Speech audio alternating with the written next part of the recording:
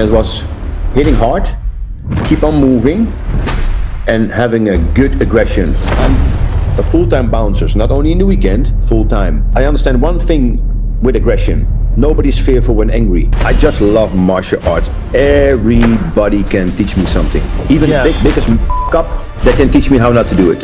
So right.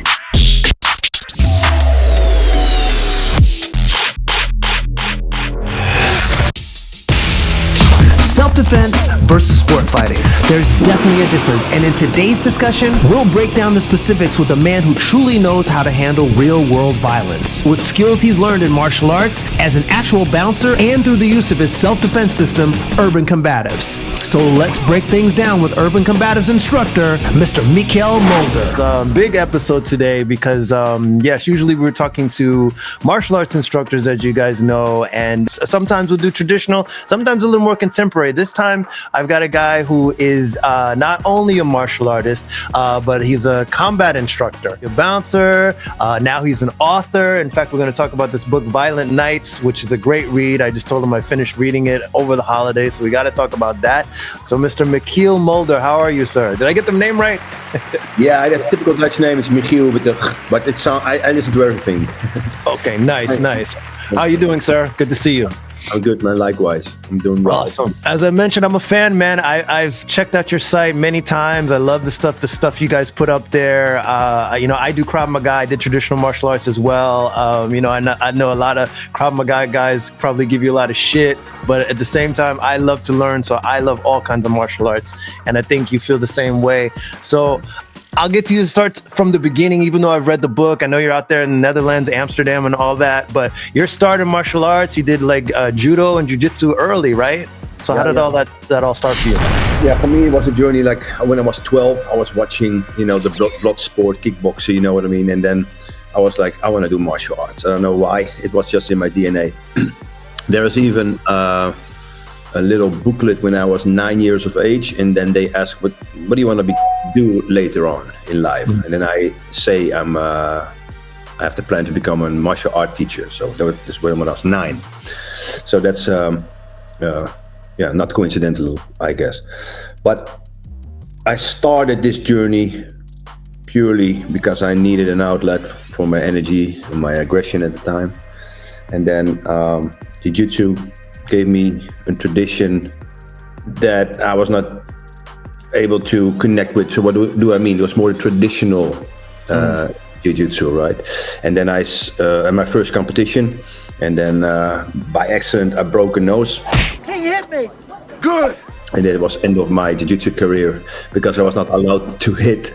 And I didn't know, honestly, because we had these gloves on, and the first thing I was thinking, oh, let's use it. And boom, when I did that, then there was not allowed to. I could only hit with that back fist. Right, with the back fist. Okay. Yeah, I mean, and that was the last day of jiu-jitsu for me. I was almost, because I would go for that brown belt, but then I was too young for a brown belt and all that stuff added on. And then, then I was focusing on competition, and this happened. So that was my first interaction with jiu-jitsu. Then I stopped. The next day I started, literally the next day, I went to the local kickboxing school, kick Thai boxing, and this is where we started that journey, and that gave me a lot. I was fighting for this school too. That gave me work ethic, impact, development, understanding how it is to get hit, because the Dutch sparring is kind of, I would say, rough. Nowadays, we have a more intelligent way of sparring, I guess. But coincidentally, yesterday I was talking with somebody about it, that when I was younger, I would say up to 16 and I would say 21 or something. Often I don't remember if I finished, how I finished the training with abs, or how I arrived home and stuff like this, because of sparring, because of the hard impact to the head. That's not a good thing. Yeah. And it happened a lot, and now I think back and think like, it's not the most intelligent thing to do. Hopefully there's no brain damage. A lot of people think different, but it is what it is, right? I still spar. I'm doing MMA and do grappling. I love it very much. I ask myself, why am I doing it? Now there's some muscle popped in my back. I'm getting older now, right? 42 next week. But nice. Yeah, but I'm still doing it. It's in my DNA. I have some haters here and there. Says they never spar in UC, and it make me laugh. I don't even react on them. I mean, we spar every week. I mean, but yeah, I just love martial arts. Everybody can teach me something. Even the biggest up, they can teach me how not to do it. So Right. You will never see me acting negative, and because I have this specific hater is targeting. I will not mention his name, otherwise he gets one view. That's already one too many. But there's so many negative influences. Although I would say like 99% is positive, so I focus on the positive now. Yes, yeah. And your ego wants to go to that 1%. Right. You're always going to get the hater. It's just part of the deal, It's going to be what it's going to be. But to me, that's a sign that you're doing things right? Because there are always people that are going to criticize. It's fine. Just let them do it. I mean, if you don't come to my training, you don't know what it is, then who are you to decide? And if you come, I mean, I'm always open to suggestions. I'm open to, your feedback. And I mean, honestly, if I would have a hater and he comes to my training, I'd be pretty confident after a good session that we become friends. Right. Yeah, no, totally get it. And I love, again, what you guys do. I'm going to talk about, because you already mentioned it as you're talking about your love for martial arts, and you can see the passion that you have, especially when you teach, and I love that about you. In your book specifically, because I want to talk about this, because I come from that traditional background, and you write, like, it's right in the first couple pages, you say, when you were training your katas and techniques for your first exam, I had my first question: how can I remember all this when I needed it the most? At the time, I thought self-protection and self-defense were the same as martial arts. That was the wrong thing to think, and I found out the hard way. So talk to me a little bit about, because that clicked with me, like, talk to me a little bit about that, like when that aha moment, the two things aren't the same, like self-protection and martial arts. Yeah, the first thing that I remember goes way back when I would say in the age of 10, 11 even. Then I was in that, I started doing judo and jiu-jitsu, and then I still remember that two guys, they asked if I want to join them, and my gut feeling said something is wrong, right? Yeah. And I was literally bringing a piece of plastic, I would say this shovel, if that makes sense. Okay. To scoop up sand. Yes. Yeah.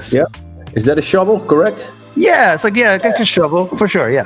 And I hid it in my waistband because my instinct said, I don't know, they never asked me to play with them outside, right? Mm-hmm. And they guided me to a field, and then all of a sudden they started to push me and hit me. But I got a surprise for them, right? So I get this tool out, and I started to swing and hit everything that moved, and they were ending up bleeding, and I run home, and I felt shaking. And I said to myself, why am I such a pussy? Why am I doing this? And where was all my technique from the jiu-jitsu? When I grab you hit the wrist, and then you make a throw. I was not even thinking about it. It was just swinging with that plastic tool, right? Right. Yes. And then I found out later in life, and that was in my Thai box period. And after that, I started to start some weightlifting. So I was around, I don't know if you work with kilos, but we work with kilos, like 83 kilos. And I came from, I was fighting Thai boxing 96 kilos. Okay. And I was already 1.90 meters, right? So I gained some muscle there. And then I ended up in a fight that honestly was not something I could avoid. I was driving in the car with my friend. It's in the book. Yes. And then I fight against the 5 military people. And then this becomes chaotic, and I start to punch, and it's not in the movies, right? It's not like 25 punches and a kick. Yeah. That guy attacked my friend, and he was like taller than me, and I pulled him off, and I hit him, and by accident, didn't know it, I hit the back of the head. That is extremely hard, so that gave me the loss of this knuckle. Yeah, I remember reading that. Top of the head, kid. Hardest part of the body. Hurts, doesn't it? And then I kicked him, and that was almost the end of him. So he fell into a ditch of water. And then later that night, he was the one almost dying, right? And thank God he survived. He did it. Yeah. Yeah. But the thing with this, I realized, okay, my tools came out, but I need to adapt because of the hand. But I also understood the danger and the power you have, right? Especially if you try to lift weights and you know body mechanics, etc. I saw it's like a little thing. You cannot hit 25 times on the head, for example, like in the movies. Right. Yeah. But, wow, even kicking is dangerous, right? But it has its time and place, because this also was not one-on-one, and it was 5 against me and my friend. And my friend is a big dude, but he could not fight sleep. He was punching down like that, right? Yeah. I'm out there. But it gave me a realization. I'm like, okay, I need to understand what went wrong here. How can I adapt this? How can I avoid it at all costs? And later in life, when I started my security journey, in my private time, I ended up in that 1 against 7. And then I understood the chaos. I mean, I ripped off my bicep. Yeah, I read that. Yeah, and I damaged a lot of teeth. So they went to court, and because they want to have that expenses paid. And in the end, they dropped the case. And they dropped the case because there were no independent witnesses. What basically means to me, if I could not protect myself, and they kicked the living shit out of me, and I was maybe not healthy anymore after this, then the outcome was still the same. Nobody would be arrested because no independent witnesses, right? Yes. So it's almost like you need to become victim before they get a penalty. And then police came afterwards, of course, and they arrested me, and they arrested 2 of the big group, because in the end it was like, I would say 15 till 20 people, and 7 of them attacked me. And then if you knock down the 7th one, they understood, wait a minute. Yeah. You know? They're dealing with someone that can handle themselves. Yes. Yeah. Yes. And then in the police report, they said some typical, I would say, stupid thinking of the average human being. They address my big eyes, and they say, yeah, it looked like he used drugs because he had big eyes. I counted this in front of the judge by saying there was an adrenaline effect. I'm a student of self-protection. I was fighting for my life. It was tunnel vision. My eyes were fighting for my life. Another option that they said is that I was a trained fighter. So what they want to use with this is that they say that I'm abusing my martial arts, right? Right. And I said, thank God I'm a trained fighter. Otherwise, I was now in the intensive care, right? Exactly. And another option is what they said, and that's where I got the judge, right? Because it was not an official court sitting.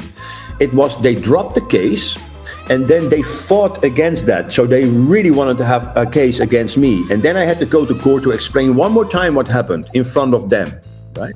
And I did that, and I was alone, no lawyer. So I said to the judge, also in the police report, it said that I did 8 steps back. But they also said that I was very aggressive. And then I explained to the judge, listen, I'm a full-time bouncer, so not only in the weekend, full-time.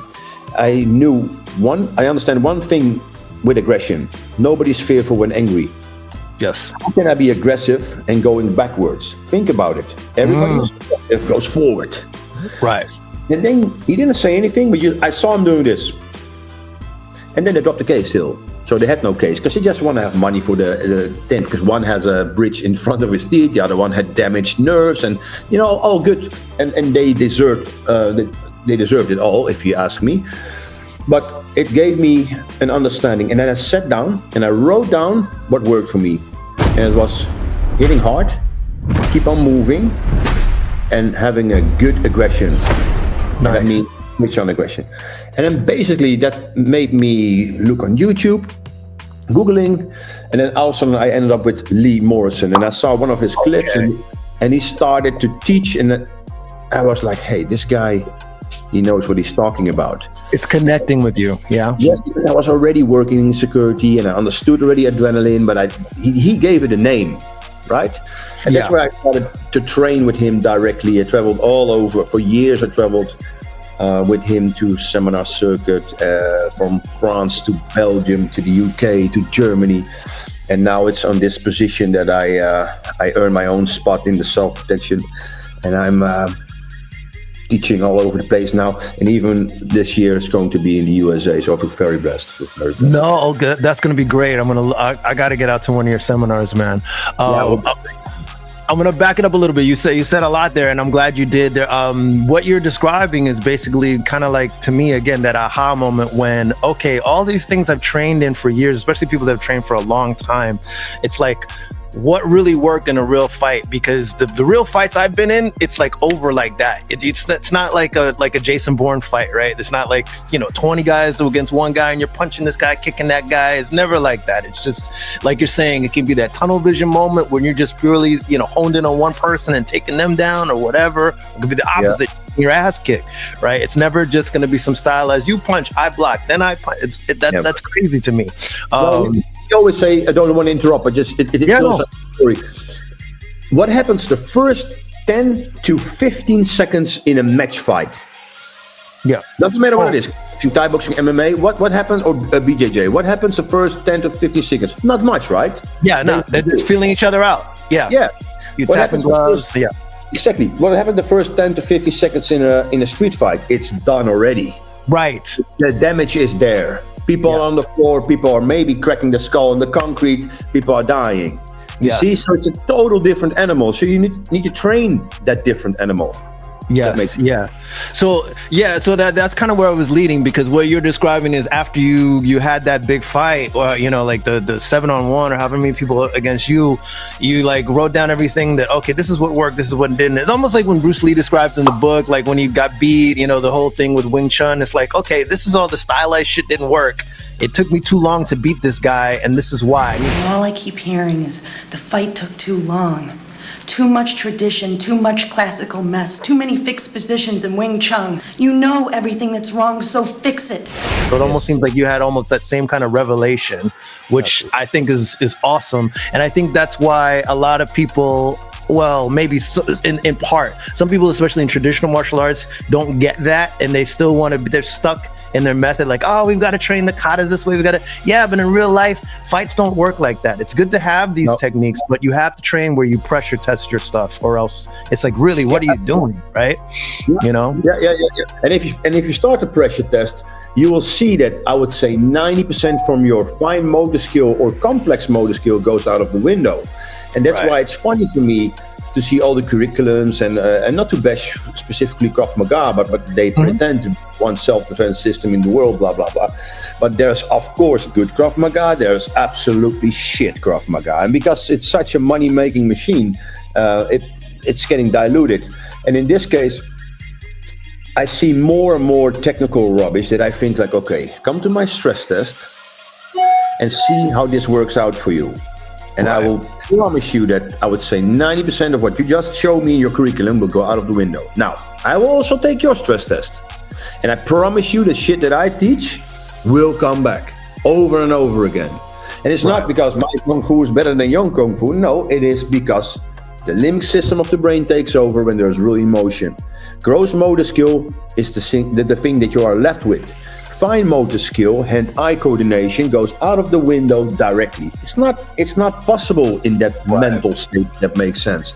Complex motor skill, like perfect boxing combinations, they are still possible until the heart rate of, I would say, 115 beats and 145 beats per minute when it's induced by adrenaline. If you go higher, because adrenaline is in the bloodstream, and you go above that 145 beats per minute, when it goes up because of that adrenaline in your bloodstream, now your complex motor skill is gone.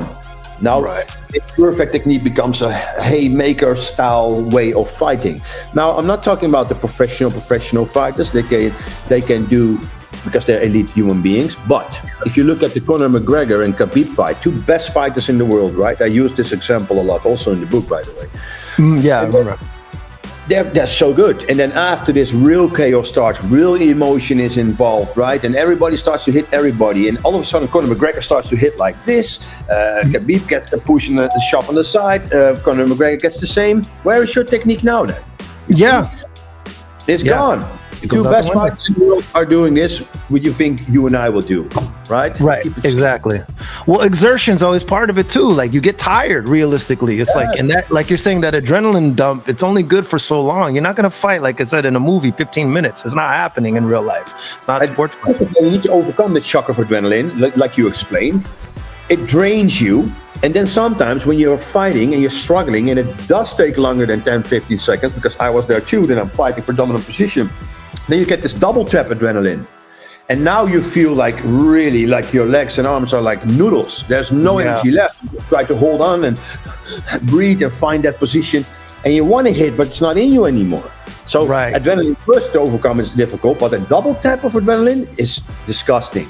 So I want to teach my ultimate student of self-protection to hit clinically, man down, if he needs to use violence, of course. Right. No, just now, I had a video on YouTube, and then one guy, I teach when somebody crashes in, then you didn't hit hard enough, get him off, and then attack first because another friend is coming. Yes.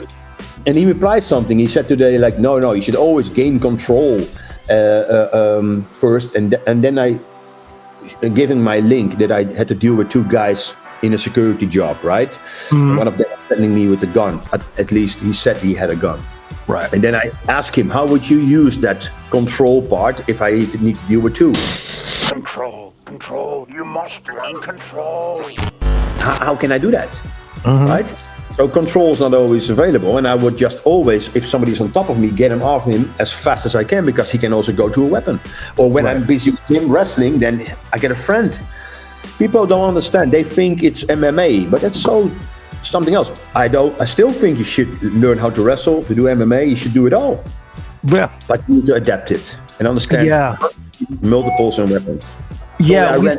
Sorry. No, you're fine, man. Because a lot of the stuff you're saying is like makes me think of other things as well. Now we say a lot, especially, and like you're saying, back to your point about Krav Maga. Yes, there are good schools and bad schools for sure. I'm hoping I'm more on the good side, because I've seen a lot of more of like commercialized size, and it just gets into like other martial arts, right?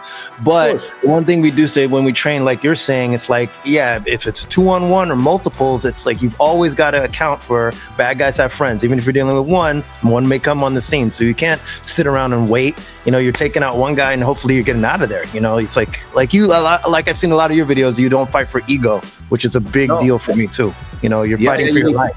Yeah. Always avoid that. And it was funny because yesterday I was on Instagram. I saw this USA MMA chick.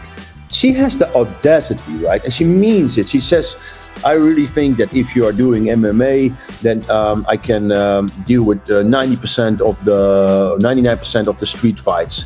And then in her comment sections, people say like, "Yo, you don't take in consideration multiples and weapons." And then she says, "Yeah, but weapons are not often involved." Blah blah blah. What? And then I think, wow. Go, come with me. Come with me in some called security job, and I want to see how you do it with your MMA. Seek for your armbar. See what happens. Yeah, I was gonna ask you too, because it's different in different regions. You're in the Netherlands, Amsterdam area, and all that. What is the so I guess the kind of the as far as like the violent side?